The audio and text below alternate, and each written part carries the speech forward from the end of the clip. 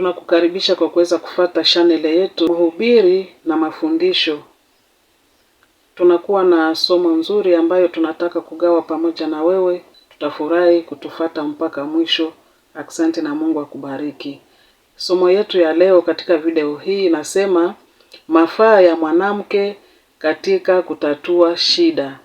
Mafaa ya mwanamke katika kutatua shida, na somo hili tutalipata katika kitabu Luka 18 shairi la 3 hadi la 5 nitasoma. Na katika mji huo palikuwa na mwanamke mjane. Alikuwa akimwendea akisema, nipatie haki na adui wangu. Naye kwa muda alikataa, halafu akasema moyoni mwake, ijapokuwa simchi Mungu wala sijali watu, lakini kwa kuwa mjane huyu ananiuzi, nitampatia haki yake, asije akanichokesha kwa kunijia daima. Ni neno la Bwana. Tunasema neno ambalo tutakalo lizungumzia katika mashairi haya inasema mafaa ya mwanamke katika kutatua shida. Hii ni hadithi ya mwanamke ambaye ni mjane. Mwanamke mjane alimwendea mhukumu. Alikuwa mhukumu ambaye hana huruma. Alikuwa hamheshimu Mungu wala hajali kila mtu yeyote. Mjane katika tatizo alilokuwa nalo pamoja na adui wake, mjane akatumia mbinu nyingi ili aweze kutatua shida hili, na ni maneno haya ndiyo tutakayochambua katika mashairi haya, tuone kama na sisi wanawake wa leo inaweza kutupatia somo gani au fundisho gani. Tunaona kwanza katika hadithi hii ya kwamba mjane anatumia mbinu ya kuendelea kuomba haki yake kwa huyu mhukumu. Jaji akasema, huyu mhukumu akasema, lakini kwa kuwa mjane huyu ananiuzi, nitampa haki yake, asije akanichokesha kwa kunijia kila siku. Hii inaonyesha ya kwamba alikata hatua na kuona sasa wajibu wake ili amalize shida hii ambayo huyu mwanamke mjane alikuwa nayo. Mafaa ya mwanamke huyu mjane ni katika kutatua shida alizokabiliana nazo. Mjane huyu ana mambo makubwa ambayo ni mafundisho kwetu sisi wanawake wa leo katika kutatua shida tunazokabiliana nazo. Ya kwanza, umuhimu wa kusimama na kuwa na msimamo katika kutafuta haki yako. Usijali vikwazo au changamoto ambazo zinaweza kutokea katika kutafuta haki yako.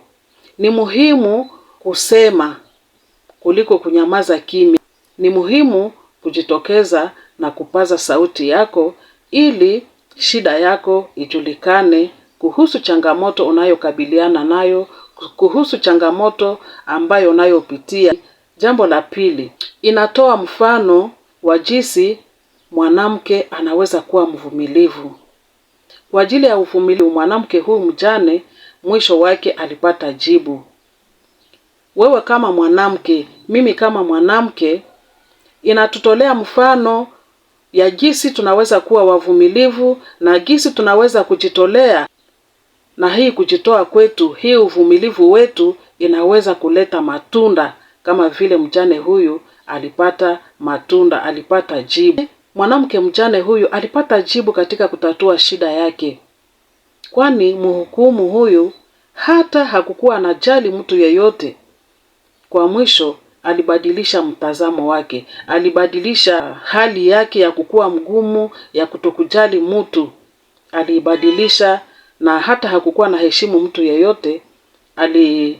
Alifikia kiwango ya kuweza kumpatia huyu mwanamke haki yake. Mwanamke, kuwa mvumilivu kwa nafasi uliko, uwe mvumilivu katika nyumba yako na ujitolee. Uwe mvumilivu na ujitolee. Wakati unapokuwa mvumilivu italeta matunda. Jibu litapatikana. Fundisho la tatu au neno la tatu ambalo nimeliona katika somo hili ni kwamba katika maisha yetu ya kiroho, hadithi hii inanifundisha na inakufundisha wewe faida ya maombi. Faida ya maombi mara na mara ni ya lazima sana. Maombi inaonyesha ya kwamba unamtegemea Mungu katika maisha yako. Tumtegemee Mungu katika maisha yetu na tufike mbele ya Mungu kwa njia ya maombi, na tusikate tumaini kama vile huyu mjane aliomba mara na mara, jibu lake lipatikane. Kama haujapata jibu kwa tatizo lako, omba Mungu, omba Mungu, omba Mungu. Tunapokuwa na shida mbalimbali, tunapokuwa katika magumu ndani ya maisha yetu ya kiroho, ni lazima tufike mbele ya Mungu kwa maombi, tufike mbele ya Mungu tukimuonesha hilo tatizo letu. Katika mfano huu, jambo la 4, mwanamke huyu anatuhimiza tena kwa kuwa mjasiri, kuwa mhodari. Hapana mwanamke anayeregea, mwanamke ambaye anayetaka mambo yake yote wengine ndio wamfanyizie. Mwanamke huyu tena alikuwa mjane, alisimama yeye mwenyewe aende aeleze shida zake. Hii inaonyesha ujasiri, uhodari ambayo huyu mwanamke anakuwa nao. Mwanamke ni sharti aoneshe uhodari kwa kutafuta haki yake na kuendelea kutafuta msaada kwa wakati mambo yanapokuwa magumu. Unapokabiliana na matatizo, simama, kuwa mhodari. Tatizo lako lisikuvunje, tatizo lako lisikuikalie, tatizo lako lisiache unabaki nafasi moja. Simama uende kutafuta jibu kwa tatizo lako.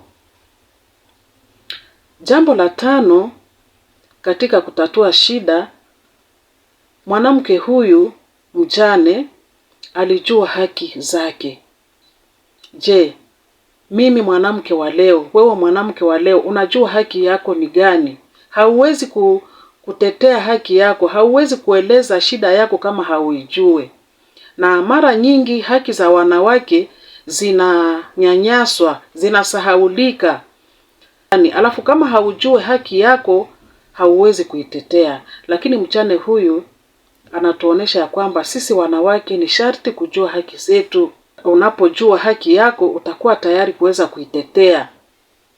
Jambo la 6, kuna muda ambao wewe mwanamke, wakati unakuwa ndani ya shida, kuja mbele ya serikali ili uweze kueleza shida yako. Ukiona umetumia mbinu fulani shida inashindikana kutatuliwa, simama sawasawa huyu mjane alisimama, kuja mbele ya serikali na uweze kueleza shida yako ili iweze kutatuliwa.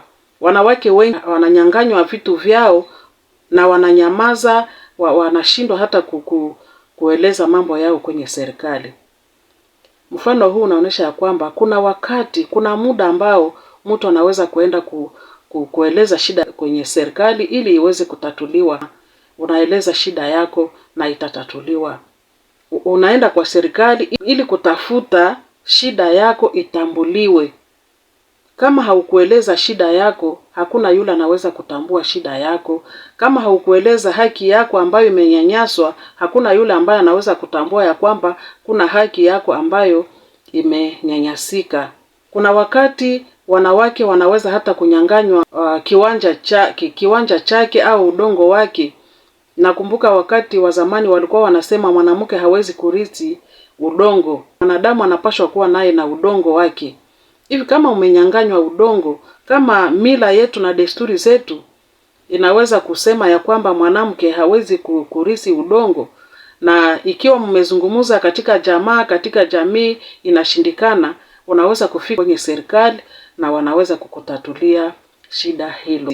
Kwa mwisho, mwanamke, nataka kukuambia ya kwamba hadithi hii inatuhimiza sisi wote, inatupatia nguvu kuwa mwanamke wa uvumilivu. Uwe mwanamke unayeelewa haki yako. Uwe mwanamke ambaye unaonesha umuhimu wa kuamini kuwa haki yako inaweza kupatikana. Usichoke kwa haraka, uwe mtu wa juhudi, usiwe mtu wa kukata tumaini kwa haraka. Mwanamke, uwe wa kutafuta msaada kwa bidii na kwa ujasiri. Mahali ambapo unaona unaweza kupaza sauti na kueleza changamoto unazo, paza sauti ili tatizo lako liweze kupatikana. Hizi ni mbinu muhimu katika kufanya mawasiliano yetu, na ili uweze kupata msaada katika hitaji unalokuwa nalo. Maneno haya ni muhimu na ni sharti tuweze kuizingatia kama mwanamke huyu si tofauti na sisi wanawake, alipata jibu kwa hitaji lake. Basi ikiwa umetufuata kwenye video yetu hii, tunasema asante kwa kutufuata, na tunakuomba ushirikishe watu wengine kwa mafundisho haya, kwa kugawa video yetu hii, watu wengine waweze pia kufuata mafundisho ambayo tumepata katika mfano huu wa mwanamke mjane. Kama hauja subscribe au kujiabone kwenye channel yetu, tunakuomba uweze kujiabone. Asante na Mungu akubariki.